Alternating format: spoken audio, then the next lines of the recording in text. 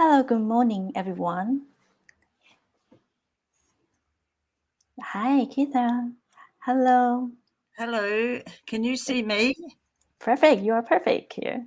I can't see you. Oh, really? Can No. you see what's on your screen now? The full screen of my presentation. Oh, I think when later on when you talk, you can see yourself and your presentation here. That's what I'm hoping will happen, yes. Okay. So let me just start very briefly with a short introduction. Good morning, everyone in front of YouTube. So if you are joining us now, you are at 2021 Open Government International Virtual Forum. So my name is Meichun Lee. I'm today's moderator. So we have Keitha Booth here now with us to share her experience on accessing Open Government National Plans. Let me introduce Keitha. Keitha Booth is currently New Zealand and Australian independent researcher for the Open Government Partnership.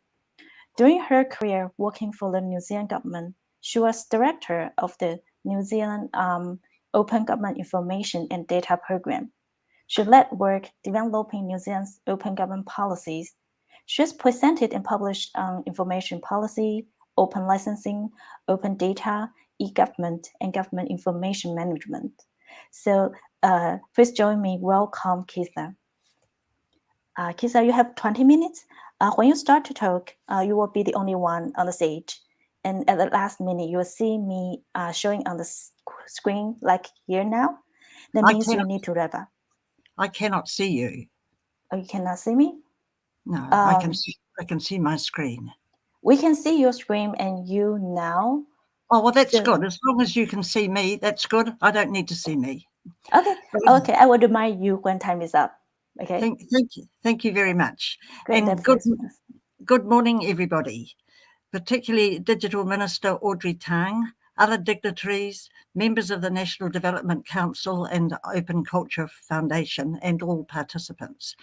I'm honoured to be here with you today at this forum to share my perspective and experiences. I will explain the independent review mechanism of the Open Government Partnership and give you my thoughts on what has worked well. You have a special opportunity to learn take the best from the IRM model and to set up your own independent review process. First of all, I congratulate you on Taiwan's Open Government National Action Plan 2021 to 2024. Its 5 major categories of commitment demonstrate to me very strong open government ambition. The purpose of each commitment is very clear and their milestones seem verifiable and specific. It's evident it's been co-developed with civic society and government ministries, and I was very pleased to see the details of civic society partners included for each commitment. I think that the Open Government Partnership would be very pleased with your action plan. Congratulations again.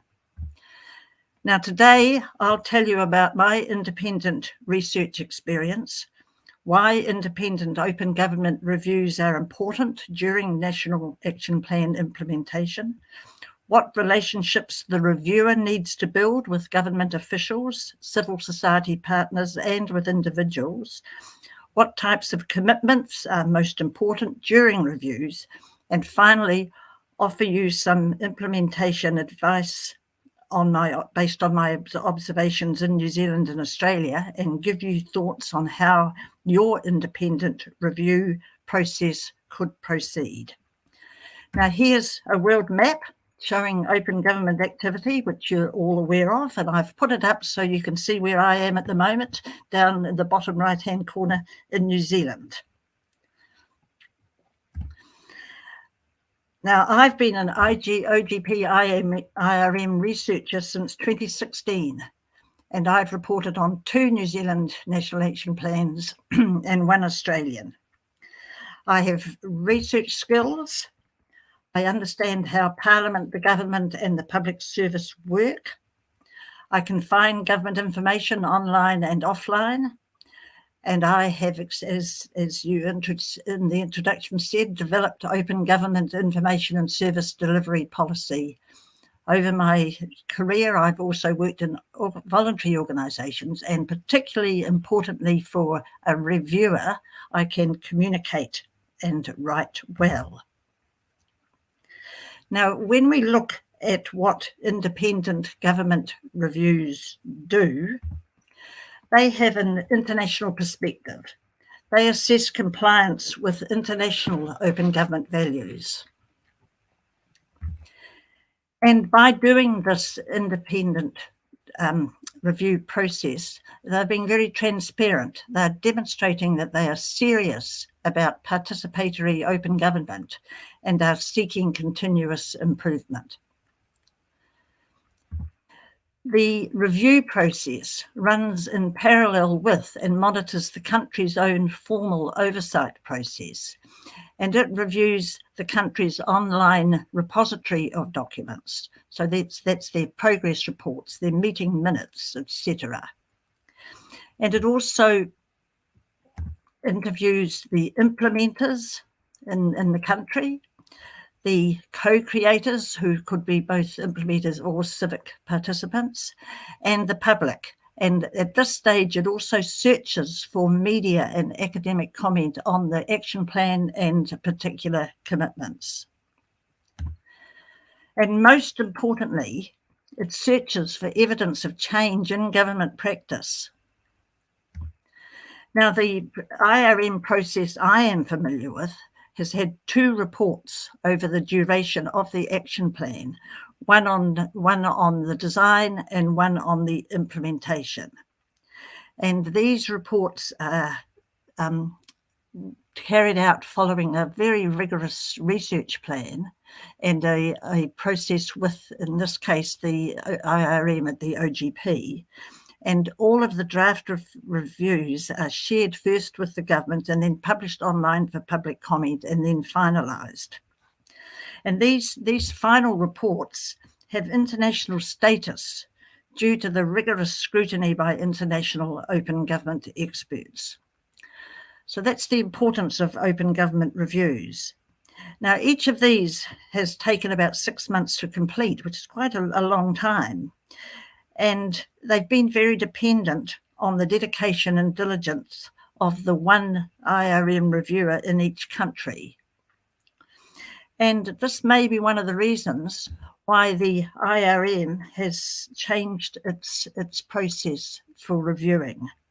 It's retained its rigorous oversight by the international panel of experts, but it's now has a new way of preparing the reports. So there's 3 reports now: a co-creation brief, an action plan review, and a results research and report.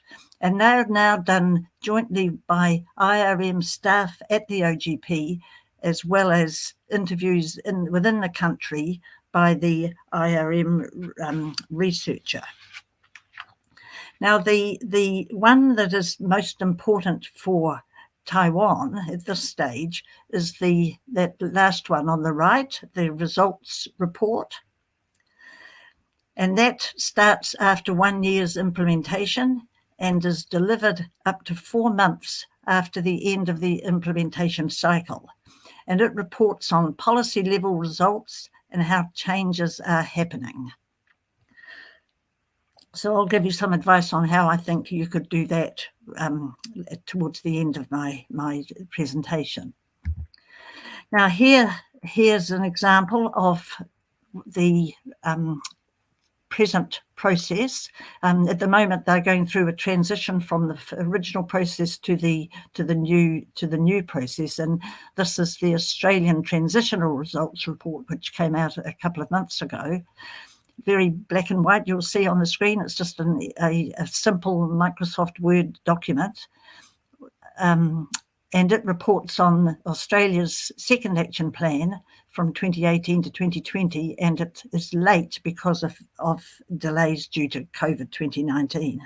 I'm currently completing the New Zealand Transitional Report. I submitted my draft to the IRM last Friday, so I've been very busy. So let's now look at how independent reviews can be done well. starting with what independent researchers are needing from the government. Now, the government needs to build a positive, trusting relationship with the independent reviewer or reviewers over the period of the action plan. And that relationship is also with the multi-stakeholder forum. Now, while this contact with senior government officials and the leads and the forum is formal and must be formal, friendly interaction will achieve more collaboration. And this is particularly important for a 4-year action plan, as staff will change and continuity is required. Now, an up-to-date online repository of documents is essential, so the reviewer can access all the project reports, the minutes of meetings, and any public reports of actual results. That is, it's essential that that's up to date. And there needs to be regular formal contact with officials to maintain that trusted relationship.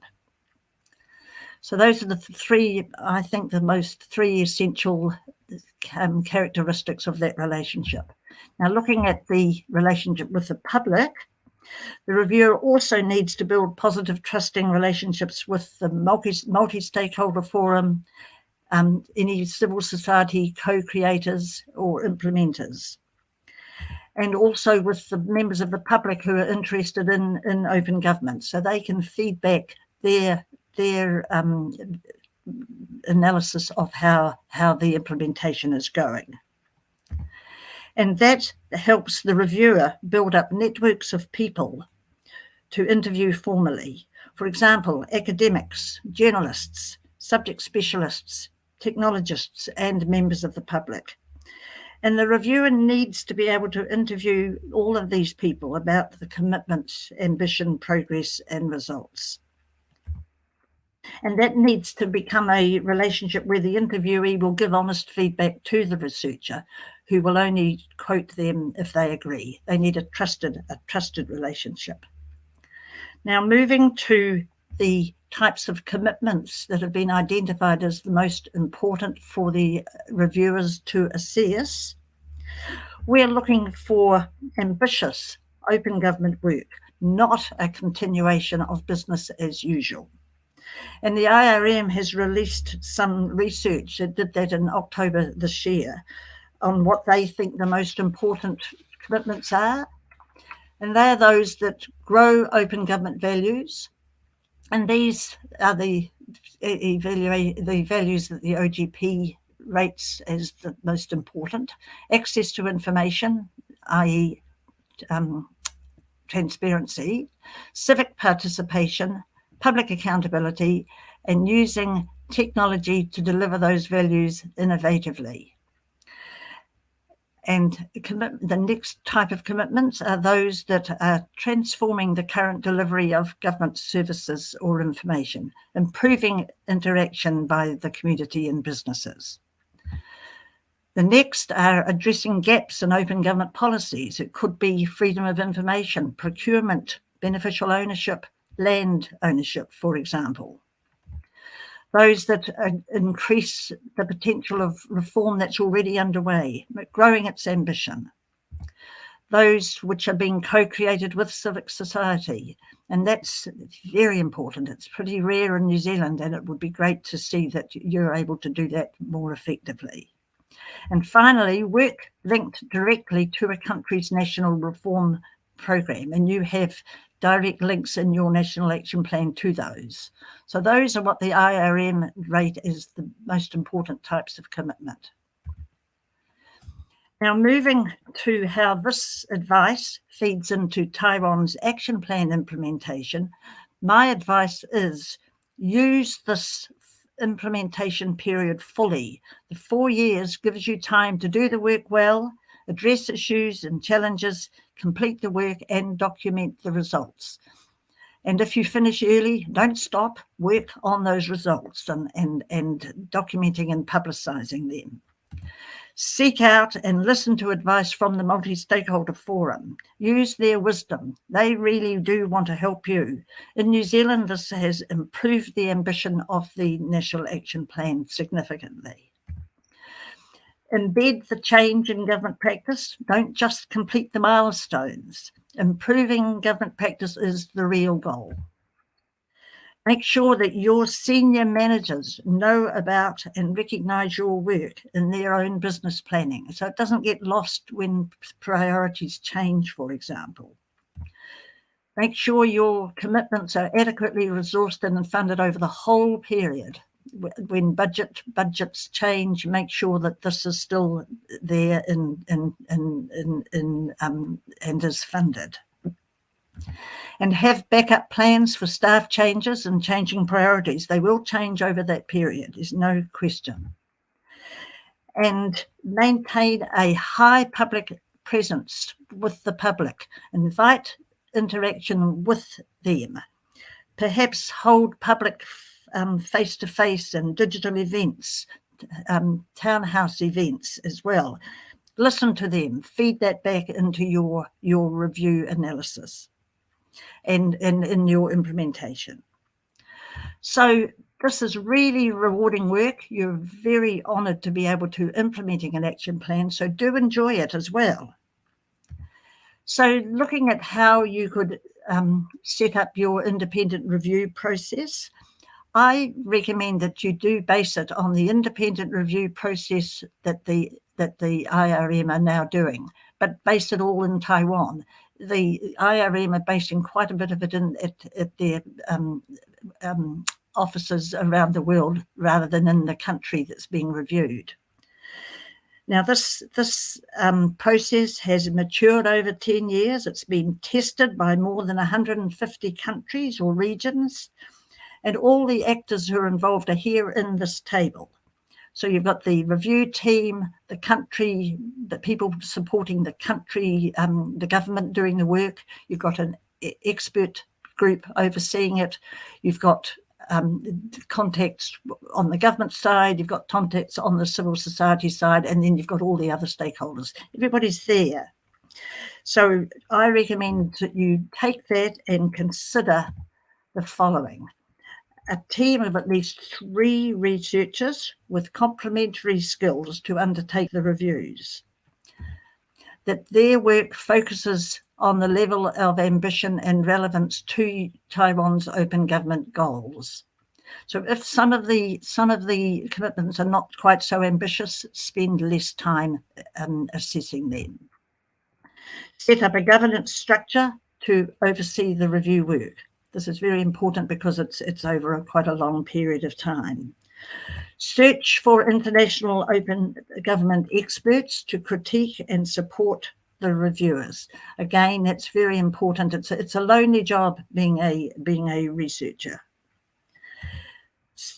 Start your work now. You're almost a year into the plan's implementation. So draw up a detailed project plan, allowing good time to prepare the reports. And look at this progress just as anybody would with a regular project plan. Review your project and your progress regularly. Update your timeline as it is influenced by other factors. And report as soon as you can, if you haven't already done this, on the ambition of Taiwan's action plan and identify any implementation challenges. Get that done immediately if you haven't already done it. And I'm very confident that you will have a formal, progressive and trusted independent review process if you consider these suggestions very carefully. So I'm very optimistic that this process will be as professional and ambitious as the actual action plan it is, and I wish you all the best. Thank you. I have a couple of references which I'll just show you before we get on to questions. So that reference is the IRM process. And then if you are interested to look at a recent report, there's the Australian results report for you to see. Thank you. Thank you, Keitha. This is very useful and helpful. I'm trying to screenshot and then remember that we have a YouTube recording so we can review your talk again and again, because I think this is super helpful when we implement our action plan and then search for independent researcher here.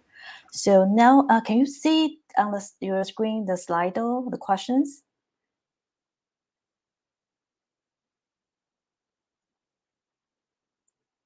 While we are waiting Keitha to be back, dear audience, please post your questions on the Slido. You can post it in English, in Chinese. We have a translator to help you.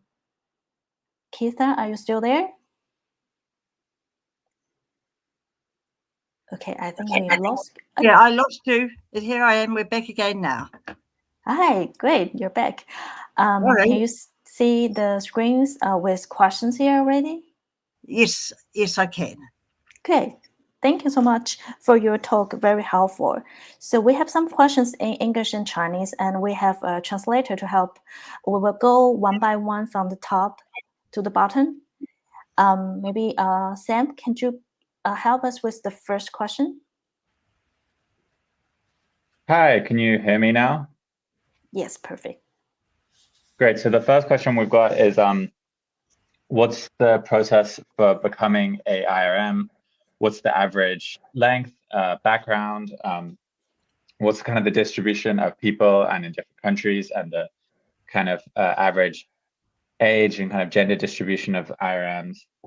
And how do you get certified, and how do you kind of verify and confirm the independence of an IRM? Right. Well, I can't tell you too much about all of the variations in different countries. I can tell you about those whom I met when I went to training sessions. And there's I think the people are probably mostly in their 30s or 40s. Not me, but most of them are younger than I am. The process for being selected by the OGP is that you submit a application. You're interviewed online, and they're testing your analytical ability and your ability to communicate. And then you sit an exam, an online exam. I think it was 2.5 hours, where I was given a draft report and asked to analyze it, to answer particular questions. So it's a very rigorous process. I guess that's what is still done. That was 5 years ago when I first started. What has happened up until COVID hit us was there was training for a group for new people. I've attended 2 training sessions, so it's really one for each 2-year period, because the plans have tended to be 2 years.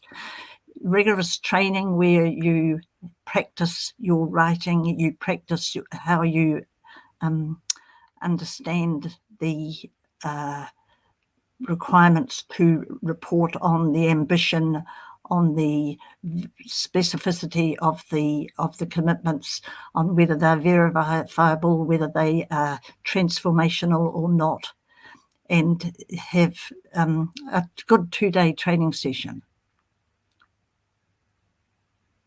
In terms of gender, I think it's probably pretty 50-50. And I don't know the backgrounds of the ones whom I observed. Quite a number of them were doing postgraduate study at universities. There were not many like me who were working for themselves. Thank you. I think we have a lot of questions about how this is really done. So the next question is actually the third one on the screen, because the second one is just translated. So the question is, generally, how long will it take to complete an IRM report?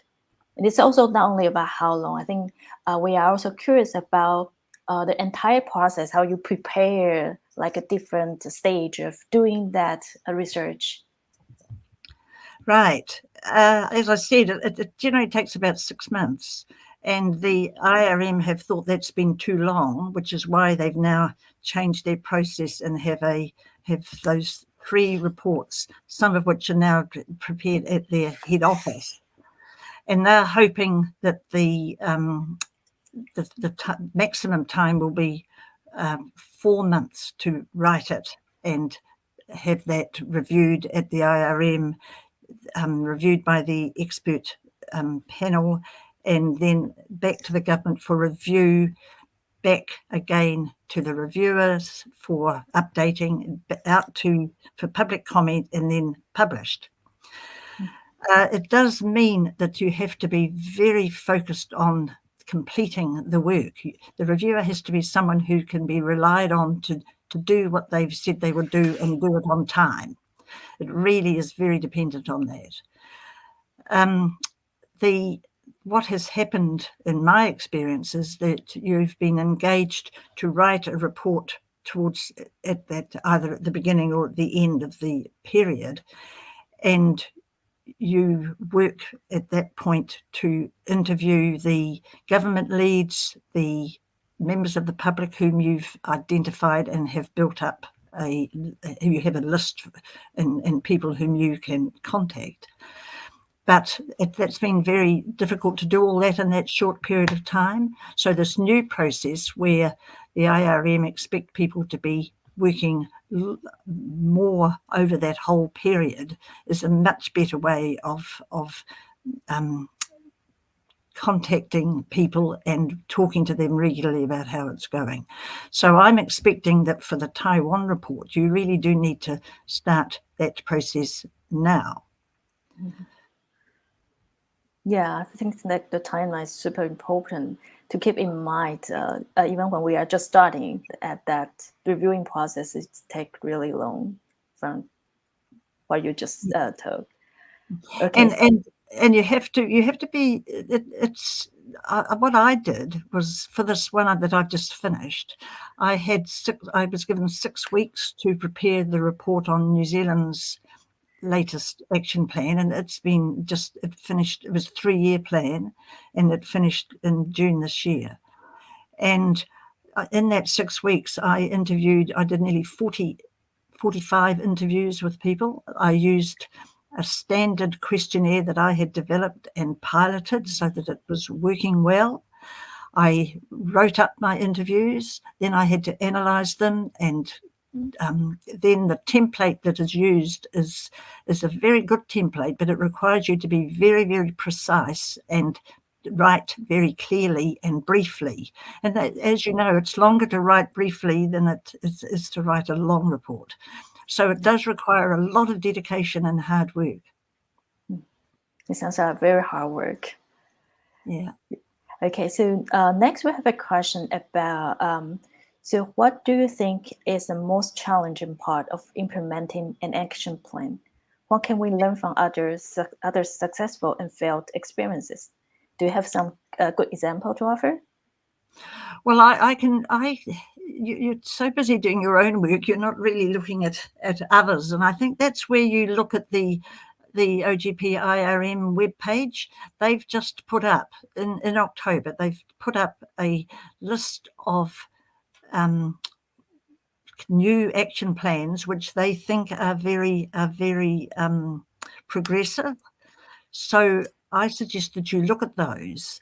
But in terms of implementing, based on my experience observing Australia and New Zealand, the challenging part is government, like political interest. And whether there's changes in political priorities or political leadership which might change the interest of the government. That happens everywhere, all around the world. Yeah, that's very true. And in terms of other successful and failed experiences, I don't know of. I'm sure they've happened. I know there's a few people who were trained as reviewers when I was, who have not completed their reports, and I don't think that was because they couldn't do it. I think that was because there was a change of interest at the political level, and they didn't get that finished. The other difficulty is if the funding isn't regular and good enough. I've observed situations where the funding didn't continue over the full period because it hadn't been fully embedded into the process at the beginning. Here in New Zealand, a lot of the work here is done from baseline, so there isn't a particular budget item for completing commitments. So it has to have been really accepted in the ministry that is leading it, that they will fund it and resource it. So I think that funding and resourcing is the most challenging part. Yeah. So you mentioned about this, the conflicting political interests might have some impact on implementing action plan. So here we have a question about multi-stakeholders. So have you faced any tension when doing the research between multi-stakeholders? What I have noticed is a lot of the lack of knowledge about this plan within the community. So there's multi-stakeholders who are not multi-stakeholders because they didn't know that they could get involved, and the criticism comes from them when they see the action plan and they say, gosh, it doesn't cover our particular area, for example, Indigenous issues or disability, because they were never involved from the beginning, and so the tension is more of what's not there. The multi-stakeholders who are implementing or helping with implementing or overseeing, they're just wanting it to be done well and they're wanting it to be ambitious. Mm-hmm. Okay. Next question is in Chinese. Sam, can you help us? Yeah, so most other countries only have one IRM researcher. Why is it recommended that Taiwan hires 3 researchers? Because you've got a very big plan and it's over 4 years, and I think there's a risk that one researcher may not be there for that full period, and also in order for the reviewer to do a rigorous and comprehensive review of your plan, I think it's too much for one person. It's a very good comprehensive plan.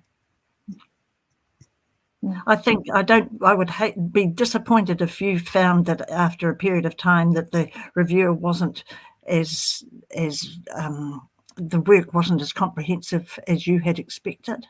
And that's particularly the case when you'll have to set up your own processes for oversight.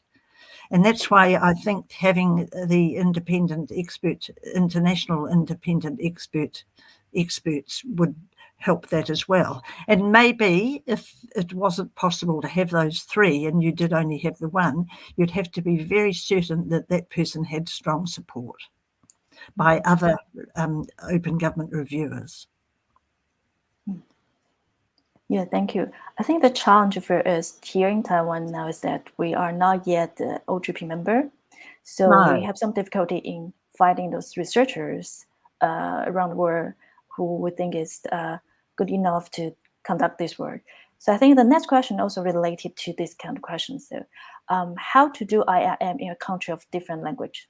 Supposedly, if we are looking for a researcher, like doing research about Taiwan, is that person need to understand Chinese, or she has a team of translators? And does the IRM process include field visits, or does it carry out mostly by reviewing reports and documents? What's your experience? Okay, right. It would, if when the population that speaks more than one language, it would be important to have either speak or work with people who can make that connection for you. Here in New Zealand, we have increasingly increasing number of people speaking Maori, and it's very te reo Maori, and it's very important for their perspective and their cultural approach to be very much covered by the report, and that hasn't happened in the past. And I haven't had to do that.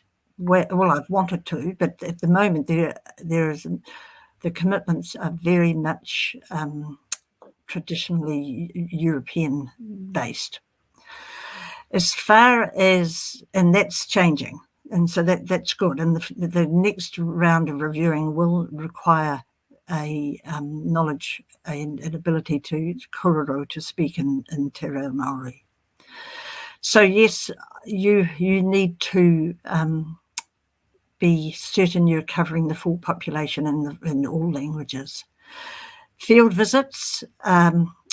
By field visits, what I'm interpreting, speaking face to face with the commitment leads. In here, they're all here based in Wellington, where I am based, so I've been able to do that, but we do that by Zoom now. So if it's field visits to see the results of a commitment, I would expect that I haven't had to consider going elsewhere so far. But if it did need to have a visit elsewhere to see the results of a commitment, yes, that needs to be done. Mm-hmm. And yes, the repository is essential for that first stage of review. So reviewing reports and documents, but also speaking face-to-face online, mostly with the implementers. Okay. Thank you. So I think it's a little bit over time now. Do you have any final notes to add before I end this session? Well, those are really good questions, and they're all very relevant to getting your independent review process right for you.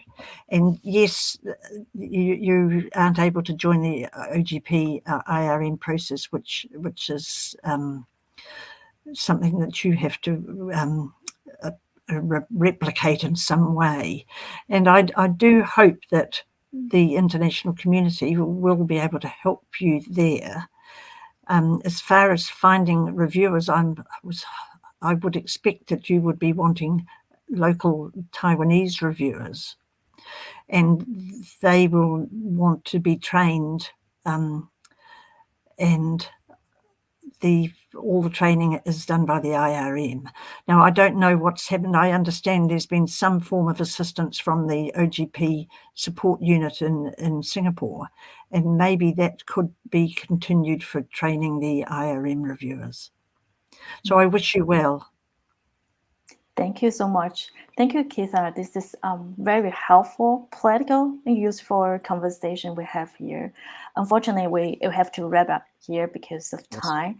And okay, so we can continue the conversation somewhere else. Okay, this is the end of the morning session, and we will come back together again in the afternoon at 4 Taiwan time. In the afternoon, we'll have another IRM researcher, Nada Kuklidze, to share his experience on reviewing Open Parliament Action Plan. So after that, we will also have another roundtable. Thank you everyone for joining us this morning. And thank you, Keitha, again for joining us here. I'll see you very soon in the afternoon. Thank you. Okay, thank you. Bye-bye.